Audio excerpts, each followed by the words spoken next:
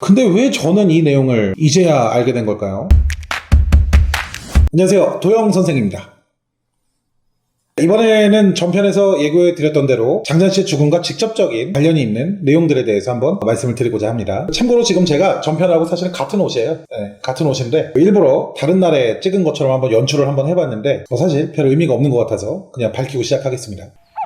네, 이해를 구하기 위해서 미리 좀 말씀을 드리자면 장자연 씨의 죽음에 대한 원인은 크게 이제 두 가지로 보입니다. 첫 번째가 이제 소속사 대표의 성상납 강요 및 폭력, 그리고 꾸준히 이어져온 고위층에 대한 접대, 이로 인한 우울증, 스트레스 등이 작용되었을 것이고요. 이 부분은 이제 이미 많은 언론사에서 알려져 있는 부분이죠. 이제 두 번째가 소속사와 전 소속사 멤버들 간의 소송전에 휘말리면서 장자연 씨가 직접 작성했던 이 문건의 존재, 이게 이제 최근 들어서 윤지호 씨나 연예 전문 매체들에서 집중적으로 이제 보도를 하고 있는 내용이죠. 사실 장자연 씨 입장에서 보자면 두 가지 이유 전부 좀 말이 안 되는 얘기긴 합니다. 그러니까 이건 딱히 잘못한 게 없어요. 장자연 씨는 세상 선량한 사람을 두고 여기저기서 이제 신인 배우라는 약점을 가지고 좀 이용해 먹은 흔적들이 보여요. 이게 참 남의 일에 이렇게 감정이입되는 게 쉽지 않은 일인데, 그래서 이제 애환이 느껴지기가 상당히 힘든 일인데, 콘텐츠를 이렇게 준비하면서 이 장자연 씨가 당시에 겪어야 했던 이런 일들, 이거를 알면 알수록요, 참 당시를 생각해보면 사건이 이렇게 돈 없고 백 없는 그냥 저 같은 일반인이라면 얼마든 겪을 수 있는 이런 일종의 세태를 좀 반영된 사건 같아서 마음이 참 슬픕니다. 전편에 제가 말씀드렸던 대로 저는 이 사건에 대한 본질을 좀 찾고 싶었어요. 그래서 근 일주일 동안 정말 부단하게 노력을 했습니다. 그래서 제가 설명해드리는 모든 내용들이 사실과 완벽하게 일치하지는 않을 수 있습니다. 왜냐면 현재 이 사건이 주장하는 사람마다 얘기가 조금씩 다르죠. 이 역사가가 어떤 관점으로 당시 사건을 기술하느냐에 따라서 후대의 역사평가가 다르듯이 어느 한쪽의 정치 성향을 띈 사람들은 저마다의 근거를 제시하면서 자신 쪽에 조금 유리하게 이 사건을 해석하고 있는 모양새로 보입니다. 댓글에 이제 많이 좀 남겨주셔가지고 저 또한 이제 유튜브 영상 뉴스와 전직 연예 기자셨다는 그분의 이야기도 전부 시청을 했는데요. 사실 여기에 나온 내용들도 어떤 부분은 100% 확인이 가능하지 못하거나 기존에 이게 보도되지 않았었던 내용들이 좀 이렇게 많기 때문에 오히려 저 스스로는 좀 이렇게 혼란만 더 가중됐던 것 같아요. 그러니까 뭐가 진실인지에 대한 거는 사실 판단을 좀 이렇게 쉽게 내릴 수는 없었습니다. 다만 이제 최근에 이제 진행이 됐었던 장자연 씨의 당시 소속사 이제 동료이자 현장 목격자 중에 한 분인 이제 윤지호 씨의 증언이 현재로서는 가장 믿을 만한 얘기가 아닌가 싶어서 이번 영상은 윤지호 씨의 증언을 토대로 관련 내용이 사실이 맞는지에 대해 확인해 보는 형태로 준비를 했습니다. 이번 콘텐츠 준비하면서 제가 제일 헷갈렸던 내용이 뭐냐면 바로 이제 언론에 자주 등장하는 이제 31명의 장자연 리스트라는 명단인데요. 제가 조사해 본 바에 의하면 이 31이라는 숫자는 국가수를 통해서 장자연 문건이라고 밝혀졌던 초기 문건에 등장하는 숫자는 아니거든요. 이게 31이 어디서 나오냐면 이 왕모 씨라는 사기꾼, 제가 말씀드렸죠 1편에서 이 양반이 처음부터 조작을 해가지고 이제 써내려간 50페이지 분량의 가짜 편지, 여기에 등장하는 숫자였는데 일부 언론에서 이 31명이라는 숫자를 좀 기정사실화해서 보도를 했기 때문에 저로서는 이 부분이 굉장히 헷갈렸어요. 다만 이제 최근 기사들을 토대로 다양한 내용들을 이제 찾아봤습니다. 역시나 이 31명이라는 좀 실체가 없는 상태이고요. 실제로 이제 진짜 문건으로 알려진 장자연 문건 또한 이거를 작성하는 과정에서 누군가에 의해서 좀 코치를 받았다거나 이런 좀 흔적들이 밝혀졌거든요. 그래서 이 장자연 리스트라는 것이 우리가 알고 있는 것처럼 뭔가 일목요연하게 누구누구가 잘못했다라고 나온 것인지, 아니면은 이 사건의 이해관계자들, 이런 사람들에 의해서 조작이나 일부 과장이 존재했던 것인지, 이 부분에 대해서도 저로서는 정확하게 확인할 길은 없었습니다. 현재까지 확인된 바에 의하면은 장자연 씨가 강요받았던 이런 접대 자리와 관계 있는 사람들은요, 왕모 씨라는 가짜 편지에 의한 31명은 아니고 첫 번째 문건에 공개가 됐던 10여 명의 사람들, 이 사람들로 좀 압축이 되는 것 같습니다. 이제 여기 안에 논란이 한참 되고 있는 C모 일간지의 임원을 포함한 사람들의 인적사항이 일부 담겨 있는 거죠. 자, 아무튼 C모 일간지와 관련된 내용은 어차피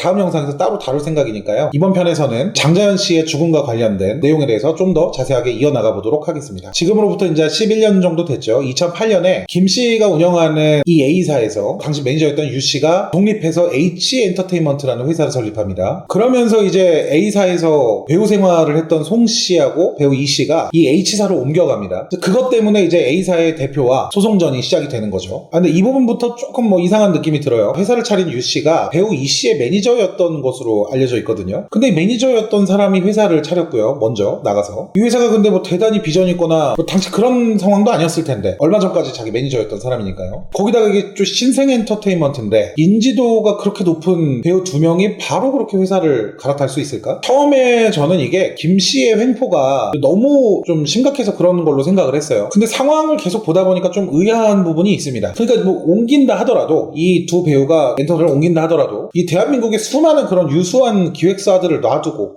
굳이 거기로? 뭐 이런 생각이 드는 거죠. 그리고 또 뭐 당시에 이 회사 차린 유 씨가요 신용불량자였대요. 자, 그래서 이 내용을 좀 확인해보고자 2013년도에 이제 이 배우 이 씨와 관련된 재판 기록이 있는데 이거를 좀 살펴보니까 여기 판결문에 유 씨가 신용불량자였다는 얘기가 확실하게 담겨 있습니다. 이렇게 되면 당시에 유 씨가 회사 차릴 능력은 안 된다라는 그런 얘기가 되는 것 같은데 이런 이유 때문인지 한간에서는 H 엔터테인먼트라는 회사가 배우 송 씨의 남편과 배우 이 씨가 같이 이제 공동 투자를 해서 설립한 회사라는 주장이 있습니다. 한마디로 이렇게 되면 이제 유 씨가 바지 사장이라는 얘기인데 물론 뭐 바지 사장인지 아닌지 뭐 확인할 길은 없어요. 이건 뭐 표면적으로 나온 얘기는 아니니까 정황상 그럴 수 있다라는 추측인데 말 그대로 뭐 합리적인 의심을 할 수 있는 부분인 것 같습니다.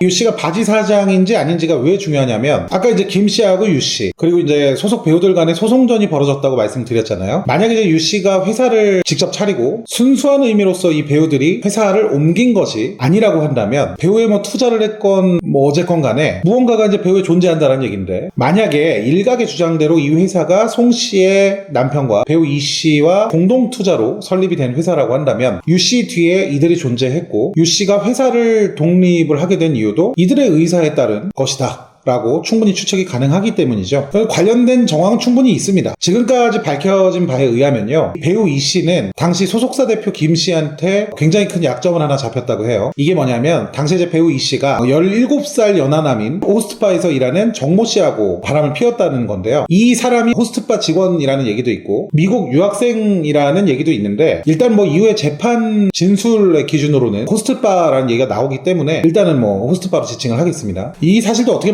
냐면은 이후에 이제 소송 과정에서 남성의 직업이 뭐냐고 이제 변호사가 물어본 거예요. 법정에서 호스트바에서 일한 사람이다 라고 얘기하면서 오빠 출신인 게 알려졌습니다. 당시 연도가 2006년이었어요. 배우 이 씨 입장에서는 거의 뭐 40을 바라보고 있던 나이였고 그 17살 연하면은 한 뭐 22살 정도 됐겠네요. 근데 지금 이 호스트바로 알려진 정 씨가 이후에 이제 배우 이 씨하고 자기하고 바람핀 사실을 가지고 언론에 폭로하겠다고 이 씨를 협박을 해요. 이렇게 보면 이 정 씨라는 놈도 참 양아치예요. 불륜이든 뭐든 간에 어쨌든 그렇게 만났던 사람을 협박을 이제 했으니까요. 물론 뭐 이 씨가 잘했다라는 건 아닙니다. 가정이 있는 사람이 뭐 결과적으로는 이제 뭐 다 돌려받은 셈이 되는 거죠. 인과응보입니다. 그러니까 뭐 이제 이렇게 협박을 하니까 당시 소속사 대표였던 김 씨가 5천만 원 정도로 정 씨한테 돈을 건네고 뭐 입을 막았다 이렇게 알려져 있습니다. 이 관련된 첫 번째 보도를 누가 하냐면은 N 매체사의 유모 기자라는 사람이 이제 보도를 하는데 이후에 이 기자가 배우 이 씨로부터 10억 원대의 손해배상 청구 소송을 당하기도 하죠. 결론적으로 2013년 8월 배우 이 씨 측에서 스스로 이제 손해배상 청구 소송에 대한 항소를 포기하면서 일단락되기는 했습니다. 이 소송이요. 여튼 뭐 이 일이 실제로 있었는지에 대한 내용은요 정확하게 확인할 길은 없습니다만은 뭐 사실 이게 여러 가지 정황을 봤을 때는 가능성이 좀 높지 않을까라는 생각이 듭니다. 이 사건이 이제 공개된 게 2012년경으로 보여요. 장자연 씨가 이제 사망한 연도인 2009년보다 이제 3년 뒤의 얘기인데 여튼 이제 이 사건이 뭘로 이어지냐면 소속사 대표 김 씨가 이 배우 이 씨가 유 씨가 차린 H 엔터테인먼트로 이적하는 것을 두고 계약 위반으로 고소를 하거든요. 이때 이제 김 씨가 이 배우 이 씨한테 청구한 그 배상 금액이 이 씨가 이제 계약 위반으로 그 소송을 당했기 때문에 잔여 기간 1년에 대한 출연료 수입하고 더불어서 아까 호스트바 정모 씨 입 틀어막는 데 쓴 5천만 원까지 이제 포함이 돼서 청구를 한 거예요. 물론 뭐 여시나 먹어라 이러면서 이렇게 사실 지어내가지고 그럴 수도 있기는 하겠지만 그럴 확률도 있겠지만 이게 근데 진짜 완전 없었던 얘기를 김 씨가 지어내서 청구 소송에까지 이 비용을 포함시킨 걸 보면 소송을 건 입장인 김 씨한테 씨한테도 반대로 이제 허위사실 명예훼손 같은 맞고소를 당해서 충분히 이게 상황이 뒤집어질 수도 있는 상황인 거잖아요. 근데 이 김 씨가 이전 편에서 보면은 수많은 소송으로 이제 민사소송의 달인이 된 사람인데 과연 그런 모험까지 감수하면서 뭐 이런 없는 사실을 지어냈을까 하는 생각은 듭니다. 뿐만 아니라 이제 당시 배우 이 씨는요, 이와 같은 사실을 당연히 이제 전면 부인을 했습니다. 근데 이제 이 호스트파 정 씨라는 사람의 행보를 보면요, 배우 이 씨에게 줬다는 편지도 한 방송에서 이제 공개가 되고요, 원본 편지가. 심지어는 이제 재판 와중에 김 씨 쪽 변호인이 아예 이 호스트파 정 씨를 증인으로 아예 신청까지 하는 그런 일도 있었죠. 이걸 재판부도 받아들였어요. 이 정도면은 뭐 어느 정도까지 뭐 깊은 관계였는지가 중요해지는 거지, 그런 사실이 뭐 아예 없었다 이렇게 보기는 좀 힘들지 않나 라는 생각이 듭니다. 물론 근데 뭐 배우 이 씨하고 관련된 이 사건이, 이 스캔들이 진짜라고 하더라도 정 씨를 이 씨가 만난 게 2006년경으로 알려져 있는데 재판 진행된 게 2012년경이에요. 보니까 당시에는 이제 간통죄가 있었죠. 그 공소시효가 이제 5년인데 이런 거 감안하면은 사실 사실로 밝혀져도 딱히 처벌받지는 않았을 상황인 거죠. 다만 이제 뭐 이 배우 이 씨한테는 굉장히 큰 배우로서의 치명적인 이미지 훼손이 일어날 수는 있는 사건이다 이렇게 볼 수 있을 것 같습니다. 자, 여튼간에 그러니까 뭐 이 배우 이 씨하고 소속사 대표 김 씨하고 이런 일로 이제 소송전이 벌어질 이런 가능성이 장자연 사건 이전 시점부터 이미 충분히 있었던 거예요. 이런 내용들이. 몇 가지 사건을 좀 종합해 보자면, 배우 이 씨가 부적절한 관계로 인해 상대 남성에게 불륜 등으로 협박을 당하게 되는 공경에 처해졌고, 소속사에서는 이걸 해결하기 위해서 상대 남성에게 돈을 건넵니다. 그리고 나서 이제 이 소속사하고 이 배우 이 씨와의 관계가 어땠는지는 확인할 수가 없지만, 여튼 뭐 이전 편에서 말씀드렸던 것처럼 이 김 씨 성격상 이걸 그냥 넘어갔을 것 같지는 않아요. 그러니까 뭔가 이걸 빌미로 좀 무리한 요구를 한다든지 최소한 뭐 약점을 잡고는 있었겠죠, 이 김 씨가. 그리고 이런 상황 속에서 김 씨 밑에 있었던 신용불량자 유 씨가 H엔터테인먼트라는 회사를 독립해서 차려버렸고, 당시 배우 이 씨 말고도 한 명이 더 있죠. 배우 송 씨 같은 경우는 김 씨하고 출연료 지급 문제 등으로 이미 뭐 소송이 진행 중이었던 상황 같아요. 그래서 어쨌든 배우 송 씨하고 이 씨가 H엔터테인먼트로 적을 옮겼고, 이 와중에 배신감을 굉장히 크게 느꼈을 김 씨가 계약 위반 등으로 이 둘을 고소를 합니다. 그리고 이 둘 또한 맞고소를 해버려요. 횡령 등의 혐의로. 물론 뭐 시점이 조금 다르긴 합니다만. 그리고 이제 이런 일이 있은 후에 차후에 한 매체사의 기자의 보도로 인해서 배우 이 씨 스캔들이 세상에 이제 알려지면서 이제 공론화가 되죠. 그래서 이거에 열받은 배우 이 씨가요, 이 해당 기자를 포함해서 김 씨 뭐 이런 관계자들을 명예훼손으로 이제 고발했다가, 이게 이제 장자연 문건의 배경으로 지목되는 상황까지 이제 벌어졌고요. 이후 이제 법원 판결에서 뭐 이런 판결문이 내려와요. 장자연 문건은 배우 이 씨 개인 이익을 위해 작성토록 한 것이라고 이제 판결문이 내려옵니다. 그러니까 이 배우 이 씨가 이 자기의 그 스캔들을 보도하는 바람에 이 사건이 커지게 만든 기자들, 이들을 상대로 제기했던 이런 손해배상 청구 소송의 항소까지 그냥 다 포기해버립니다. 그러니까 지금 윤지호 씨가 요 근래 지금 계속 폭로하는 배우 이 씨와의 그런 내용이 아니더라도, 지금 폭로되고 있는 내용이 아니더라도 이미 몇 년 전 법원 판결에서요, 장자연 씨 문건하고 이 배우 이 씨하고 뭐 어느 정도 관련이 돼 있다는 얘기가 이미 인정이 된 상태였던 거예요. 이게 이제 2013년경으로 보이거든요. 이런 내용들이 이제 어느 정도 정리가 된 게. 근데 왜 저는 이 내용을 이제야 알게 된 걸까요? 참 뭐 안타깝습니다. 자, 하여튼 뭐 이렇게 배우 이 씨와 김 씨 간의 이런 분쟁 과정 속에서요, 장자연 씨가 이제 끌어들여지게 됩니다. 일단 이제 다시 유 씨가 H엔터를 설립을 하고 김 씨 곁을 떠난 그 시점 있잖아요. 독립을 한. 그리고 이제 장자연 씨가 사망하기 이전이었던 2008년 2월로 돌아가 보도록 하겠습니다. 이 H엔터로 송 씨와 이 씨가 이제 적을 옮긴 후에, 당시에 이제 장자연 씨는 아직 그 김 씨 회사에 남아있던 상태였어요. 그때 이제 한창 뭐 배우 송 씨와 H엔터 대표 유 씨, 그리고 이 김 씨 간의 2대1 소송 상황이 이게 이제 한창 진행되고 있었던 상황이었고요. 그러니까 이게 민사에서 상식적으로 좀 자신들 쪽에 유리한 증거들을 수집한다거나 상황을 만드는 게 굉장히 중요했겠죠. 뭐 참고로 말씀드리자면은 그 시점에서 배우 이 씨가 김 씨하고는 아직 소송 전까지는 안 간 것으로 보여지고요. 이때 당시에는. 대신에 충분히 뭐 여러 정황상 배우 이 씨하고 김 씨의 소송전도 충분히 좀 있으면 벌어지겠구나 예상이 가능한 상태였던 것 같아요. 그러니까 도화선에 불을 지피기 직전이었던 상황 같습니다. 그러니까 지금 이런 상황에서 배우 이 씨 입장에서는요, 이게 딱 소송전이 붙기 전에 지금 자기가 지금 약점이 잡혀있단 말이에요, 저쪽 김 씨한테. 그러니까 이거에 대항할 수 있는 대항마가 하나가 필요했던 셈이었던 거죠. 그래서 어떤 일이 일어나냐면, 당시에 이제 그냥 가만히 있었던 이 제3자 장자연 씨한테 이 유 씨가 접근을 합니다. 그러면서 이제 당시에 이제 뭐 성접대라든지 강요, 폭력 폭력에 의해서 굉장히 고통을 받고 있던 장 씨한테 유 씨가 이렇게 얘기해요. 내가 하라는 대로만 하면 김 씨하고 계약도 해지해주고 자기가 이제 모든 걸 책임지겠다. 그러니까 이제 그동안 이 김 씨한테 당한 내용을 여기 이제 기재를 해라.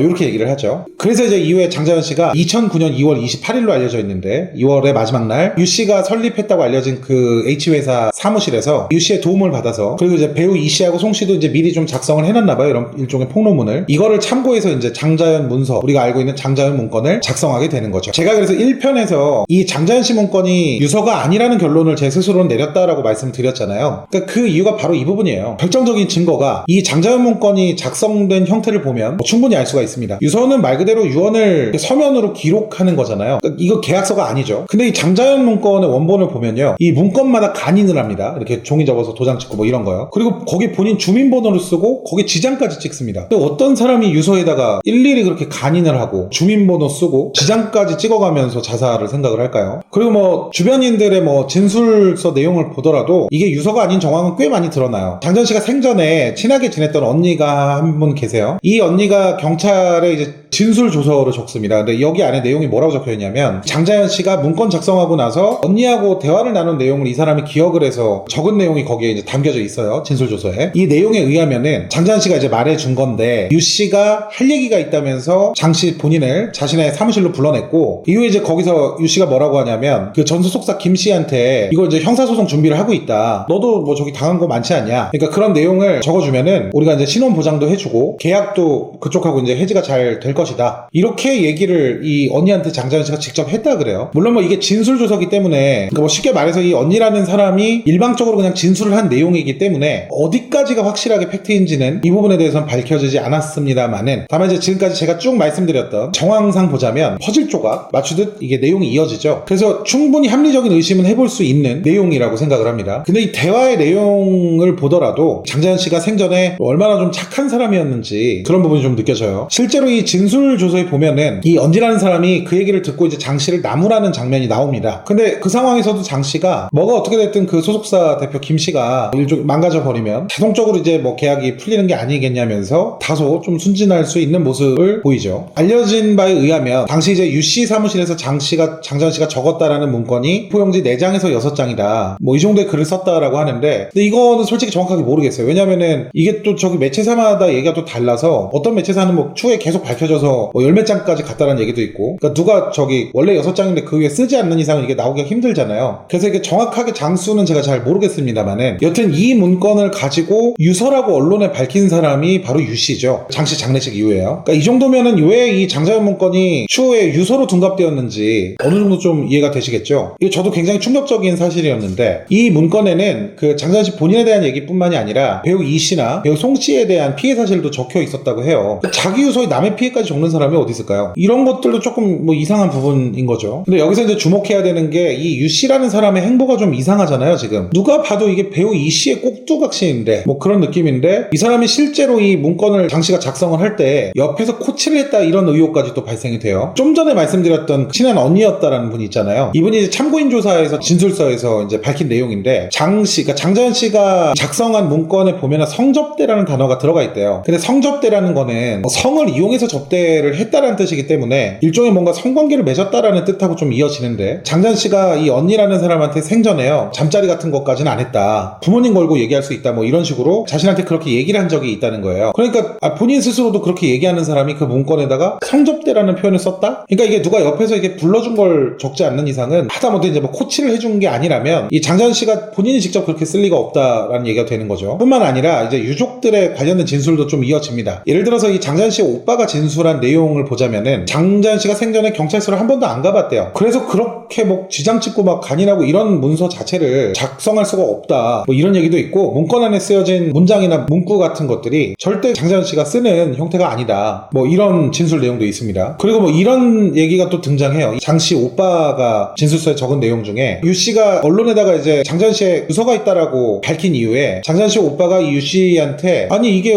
무슨 유서냐, 아니 왜 유서가 있다고 인터뷰를 했냐라고 이제 따졌다고 합니다. 근데 이 유 씨가 뭐라고 얘기하냐면은, 그거에 대한 대답은 안 하고 자꾸 뭐 김 씨를 죽여버려야 된다, 이런 말만 되풀이했다고 합니다. 이게 이제 그 진술서에 다 담겨져 있어요. 즉 뭐 여러 정황상 유 씨 또는 누군가에 의해서 장자연 씨의 문건이 방향성이 이미 정해진 채로 작성된 문건일 가능성이 굉장히 높다는 뜻이고, 그러니까 자의로 전부 다 쓰지는 않았을 거라는 얘기가 힘을 얻게 되는 거죠. 그리고 이제 당시 상황을, 여러 가지 상황을 생각해 본다면 그 배우에는 배우 이씨 아니면은 관계자였던 배우 송씨, 그리고 유씨가 충분히 있었을 수도 있다라는 추측을 가능케 하는 것이죠. 그리고 이제 이런 사건들, 이런 흐름 속에서 우리가 또 생각해 볼 수 있는 문제가, 확인할 수 있는 문제가 또 있습니다. 제가 이제 1편에서 장자연 문건을 유족들이 공개하지 않았으면 한다면서 불태우자고 했다고 말씀을 드렸잖아요. 근데 이제 당시에는 제가 이게 이해가 안 갔는데, 왜 진실이 담긴 묘서라면 그 문건 공개되는 걸 왜 원치 않았지? 라고 생각을 좀 했었는데, 뭐 아무래도 유가족분들이 문건의 내용을 직접 만약에 봤다라고 가정을 한다면 그럴 확률이 굉장히 높죠. 이게 이제 밝혀질 경우에 굉장히 사회적인 파장이 클 것 같으니 이미 뭐 부인이 된 장자연 씨를 조용히 보내주고 싶어 하지 않았나, 이게 이제 알려질 경우에는 이제 그런 바람들이 산산조각이 나겠죠. 그래서 이제 해당 문건을 태우자고 했던 것이 아닌가, 뭐 이런 생각이 또 드는 것도 사실입니다. 이 유족분들의 진술에 의하면요, 유 씨라는 사람이 가족들 앞에서 그 문건을 다 태우기는 했다고 해요. 근데 이제 바로 눈앞에서 태웠던 문건이 다음날 KBS에서 입수가 됐다고 하면서 이제 방송에 나와버렸으니 유족들은 얼마나 놀라고 배신감이 얼마나 컸을까요? 그러니까 이렇게 되면은 KBS에서 당시 문건을 어떻게 입수했는지도, 이런 경위도 의문이 자연스럽게 따라오는 거죠. 분명히 KBS 기자들이 유 씨 사무실 밖에 있는 쓰레기통에서 이거 주워왔다라고 했거든요. 근데 유가족들은 분명히 자기들 눈앞에서 태웠다라는 걸 봤다고 하잖아요. 그러니까 문서 태우는 것을 봤다고 하잖아요. 이제 여기서부터는요, 오로지 좀 추측에 의존할 수밖에 없을 것 같아요. 그래서 이제 제가 지금부터는 순전히 제 뇌피셜로 한번 말씀을 드리겠습니다.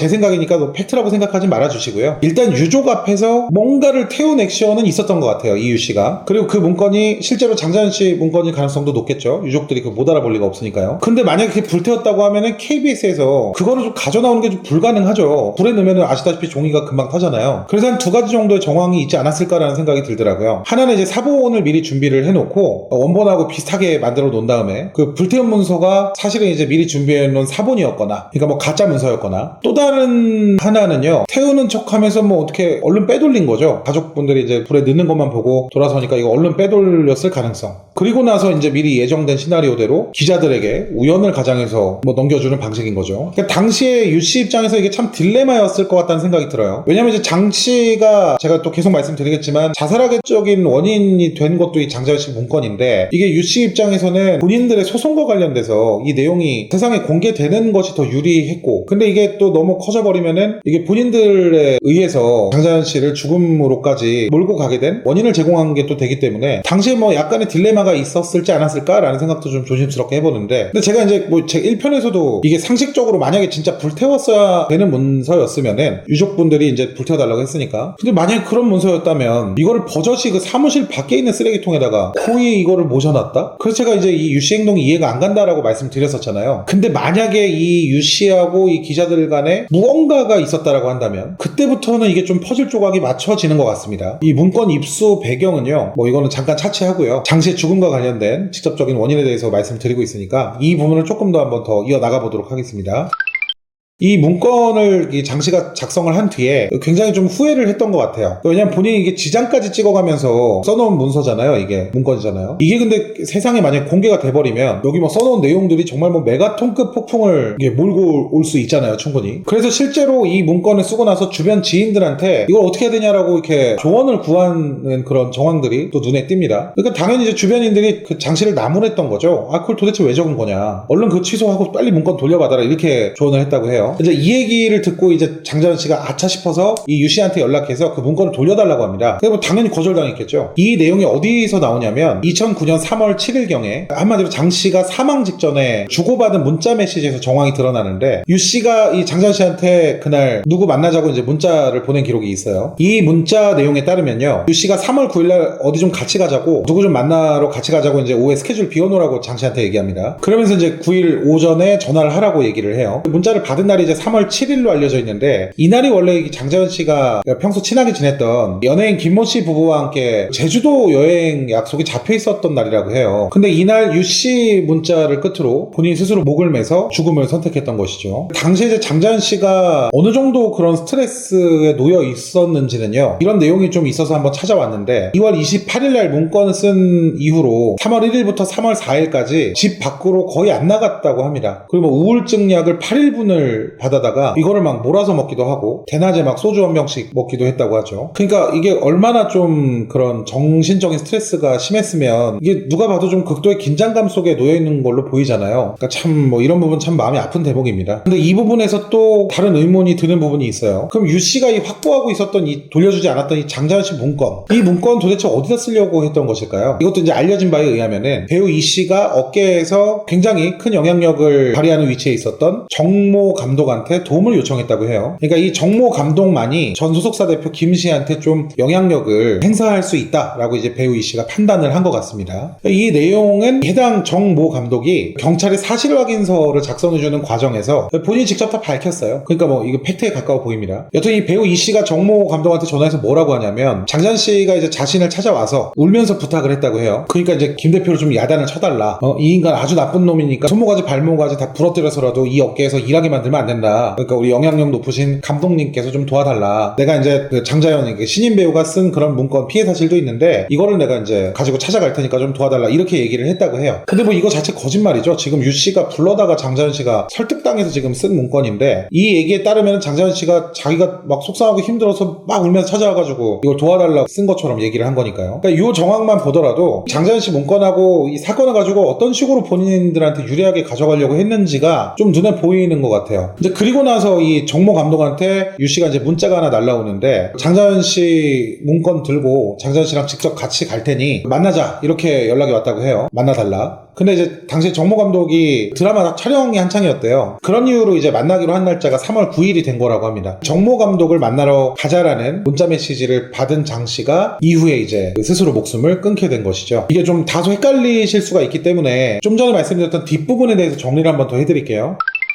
2월 28일날 유씨 사무실에서 일종의 코치를 받으면서 문건을 작성한 걸로 보인 이 장자연 씨는 이게 이제 이후에 상황이 좀 잘못 돌아갈 게 우려돼서 지인들의 조언을 듣고 유씨에게 문건을 다시 돌려줄 것을 요구를 합니다. 유씨는 당연히 이걸 받아들이지 않고요. 안 돌려주죠. 그리고 이 장자연 씨 문건 작성 이후에 또 다른 인물인 배우 이씨가 김씨하고 이제 소송전이 예고가 돼 있었으니까요. 거의 자신의 약점, 그러니까 17살이나 어린 그 연하남하고 불륜을 저질렀던 그런 사실을 좀 커버칠 수 있는 일종의 대항마로서 방송계에서 높은 이런 영향력을 자랑하는 정모 감독을 움직이기 위해 장자연 씨와 장자연 문건 등을 일종의 도구로서 이용을 하려고 했던 것이죠. 그래서 이제 정모 감독이 이거를 뭐 받아들였는지 안 받아들였는지까지는 모르겠는데 여튼 뭐 정모 감독 스케줄 때문에 3월 9일날 만나자라는 약속을 하게 된 것이고 유 씨로부터 3월 9일날 이 정모 감독 만나러 가자라고 장자연 씨한테 문건 돌려주지 않으면서 이거 관련돼서 이제 누구 만나러 가자 하니까 이로부터 이제 2시간 뒤에 장자연 씨가 자택에서 목숨을 끊은 것으로 그렇게 정리할 수 있을 것 같습니다. 그러니까 여기까지가 이 성접대나 이런 우울증 이외에도 당시에 이제 장 씨가 스스로 목숨을 좀 끊어야 됐던 그런 뭐 직접적인 원인이 되는 내용입니다. 근데 뭐 저도 뭐 이거 준비하면서 참 많이 놀랐습니다. 정말로. 이게 뭐에 놀랐냐면은 이게 이미 장자연 씨에 대한 죽음에 대한 비밀이 사실은 지금 찾다 보니까 과거에서부터 계속 이렇게 여기저기 퍼즐 조각처럼 이미 흩어져 있었던 거예요. 그러니까 이미 어느 정도 나와 있었던 거예요. 그리고 또 뭐 이런 거 알게 되니까 단순히 그냥 우울증으로 인한 자살을 선택했다고 생각했던 이 여배우의 삶이 이토록 좀 고달픔 속에서 막을 내려야 됐던 그런 상황들, 그렇게 만든 사람들, 이런 것들이요 참 장자연 씨 관련된 이 사건을 더 마음 아프게 느끼게 하는 그런 일들이 아닌가 싶습니다. 근데 이제 안타깝게도요 이 문제가 장 씨와 관련된 사건들이 아직도 이제 다양한 뭐 이슈로 이제 쟁점화가 돼서 아직까지도 끝나지 않고 있잖아요. 다음 영상에서는 장자연 문건에 등장하는 구체적인 뭐 피해 내용들이라든지 뭐 시모 일보, 이 신문사죠, 요것과 관련된 내용들, 그러니까 등장하는 사람이 누구고 무슨 일이 있었고 그리고 어떤 연유로 인해 그리고 이 사람들이 뭐 어떤 처벌을 받았고 뭐 이런 거에 대한 사건의 흐름을 좀 연이어서 더 알아보도록 하겠습니다. 자, 아무튼 뭐 오늘 영상은 뭐 이 정도로 마무리하도록 하겠습니다. 시청해주신 여러분들 진심으로 감사드립니다. 도영 선생이었습니다.